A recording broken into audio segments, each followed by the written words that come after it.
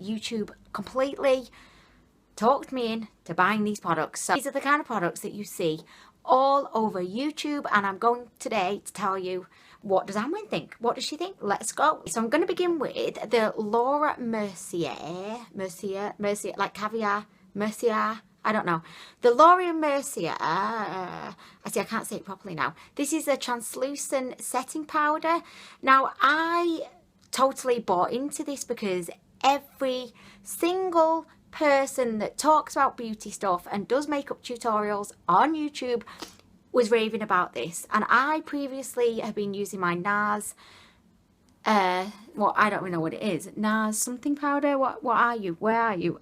Oh, here it is. NARS Translucent Crystal Setting Powder, which, by the way, I love that one, but I don't know. I completely bought into the hype. And I'm very pleased to report that I think the hype is deserved. The powder is so kind of finely milled. It almost applies quite in quite a creamy way to your face, so it does do a really good job of setting your foundation but also smoothing over pores and fine lines. It doesn't ever look cakey. It just kind of finishes off your face and makes it look kind of airbrushed. But I know that sounds pretty like dramatic, and it sounds pretty unbelievable when I say airbrush, but that's kind of the best way I can think to describe this. It really is a great kind of a finishing powder and setting powder, probably the same thing, but it's something that you've heard a lot about and you're thinking, should I take the plunge? I don't think you would be disappointed if you were to get this, because I've had a really good time with it recently. We've had a great time.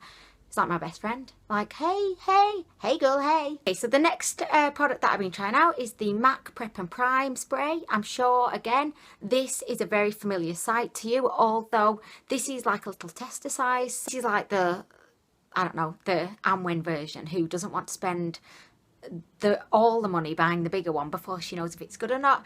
This one, I mean, I'm still kind of working it out. It's not one of those products that is really obvious. Like, you don't spray it on like with the Laura Mercier. You can see that it does actually make a difference to your makeup.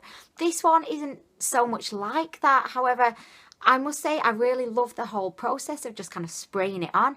I could just spray this on like 10 million times a day and be... I think this product would come into its own if you just want to make your skin look a bit dewier. Spray some on right now. Let's do it. Why not? Is it going to take my liquid lipstick off? Who knows? I'm just going to do it anyway. Isn't that a regular sight on YouTube? Like, how many times have you seen someone spraying their face with Prep and Prime? I've seen that about 1 million times.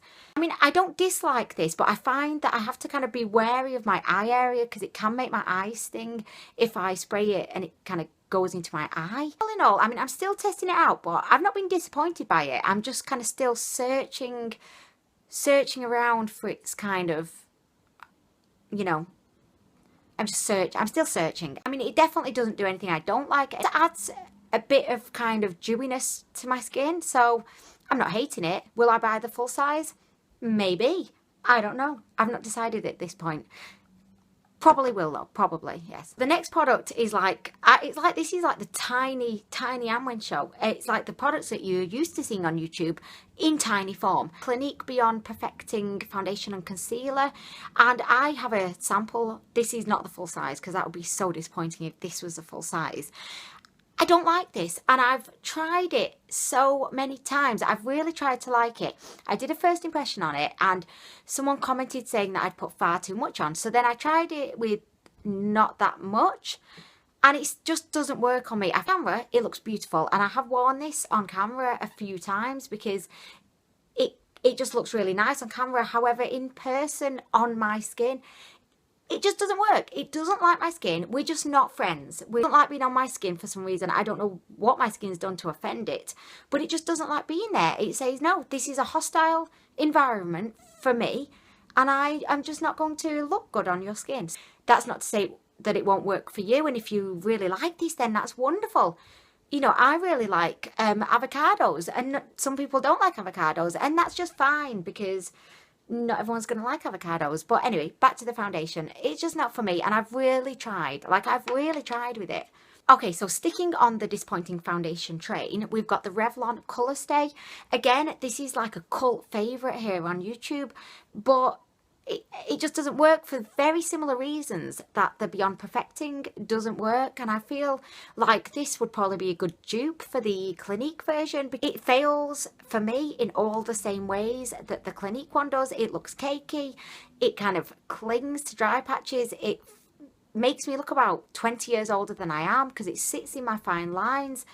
It's just not for me.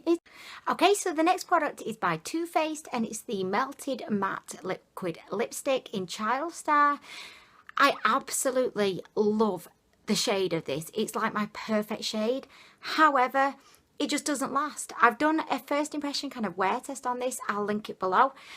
It's so disappointing because it just, within, I think about 2 hours, I had like a really obvious demarcation line. It just didn't stand the test of Anwen. It just didn't.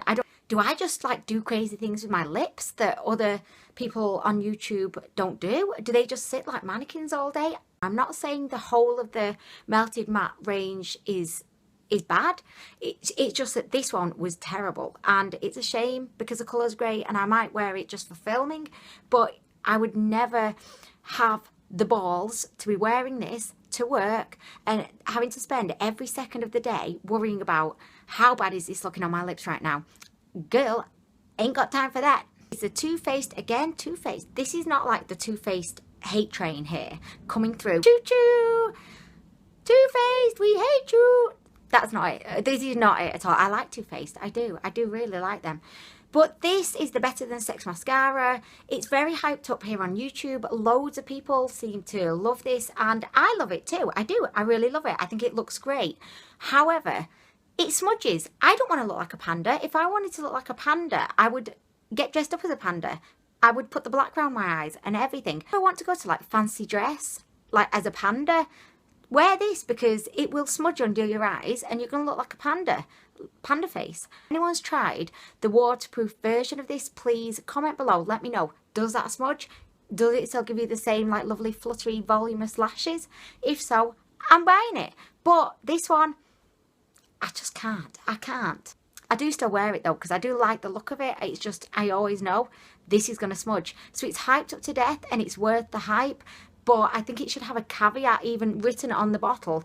This is a great mascara, but I smudge. I will make you look like a panda. It should say that. It should own it. Own your weak points, Too Faced. By STILA, and it's the eyeshadow. It's upside down in the shade Kitten. This is a cult favourite here on YouTube. Everybody and their mother and their sister and their dog and hamster and fridge and microwave, just everyone loves this. It's absolutely beautiful. It's like a champagne-y shade. I'll do a little swatcheroo. Oh, it's just, look at that, look. I need not say any more, really. So I love this as an eyeshadow. I love it as an inner corner highlight, and I love it as an upper lip highlight and as a highlight on the top of my cheeks. It's a great highlight. If you are a fan of Mary Luminizer, in my opinion, this is better. This is so much better. It gets a lot of hype and it deserves a hype. If you don't have this in your collection, this is one product I would definitely encourage you to go and swatch. Just swatch it and see. If you're a fan of highlights that are champagne coloured like this, I think you're going to like it. Okay, and the last product that I'm going to mention today is by Lime Crime, and it's the liquid lipstick in the shade Cashmere. It's actually very similar to what I'm wearing today. I've got Jeffree Star Posh Spice on today. I'm doing a first impression on this, and so far, so good. I'm liking it, although you never know. This could be in the next edition of Hyped Up Makeup. Is it any good? We just don't know. However, I would have worn this today for the video, but because I'm testing this one, I didn't. So I'm sorry. I hope that's okay. It's super hyped up here on YouTube, and I love the shade. It's really nice. However, the shade isn't fully like 100% what I expected it would be. It's difficult, especially with Instagram and all the filters. Sometimes, I mean, if you're looking to see what a lipstick or product looks like, it can be quite difficult because people put all these filters on their photos, so it doesn't truly reflect the shade. It wasn't quite the shade I was expecting it to be. I thought it would be like what I've got on now, but a lot lighter and a lot more kind of maybe like a lilac-y grey tone, but it's actually fairly dark. In terms of the formulation, I do feel like out of all the liquid lipsticks that I've tried, it's one of the comfiest ones. So I do think it's worth the hype. I know that actually there's not a lot of hype about it so much now because people are boycotting Lime Crime, but back in the day, if you're like a long-term YouTube beauty watcher person, you're gonna know this was raved about back in the day. It's not now because a lot of these YouTubers are boycotting Lime Crime, which fair enough, that's their choice. Personally, I feel like people make mistakes and I like to give people second chances. So anyway, in conclusion, I do like it, but it's not like the shade that I thought it would be. But it feels nice on the lips, and if you're interested in it, I would watch my first impression on it because then you'll see the shade of it without a filter. Okay, so that's it for my kind of hyped up products. Are they really worth it or are they not worth it kind of video? Look, I just spotted the STILA Kitten highlight on my finger there just as I was waving about. See what I mean? Extraordinary. I could even just wear this on my finger and just go around like pointing at people, which I know is so rude to do, but I could do that. And actually it'd be like, hey, hey. I'd be doing them a good deed because I'd be saying, check out my beautiful highlighted finger. I wonder if that's ever going to be a thing, like highlighted fingers.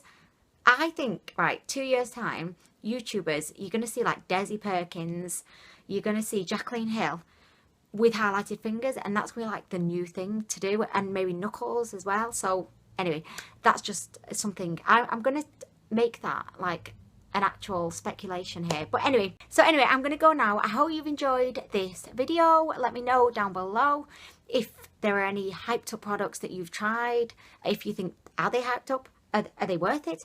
Are they not? Are they just being paid to say they're fantastic products? We just don't know. Back soon with more reviews and videos and just general stuff. I'll be back soon. Okay, thanks for watching. Bye.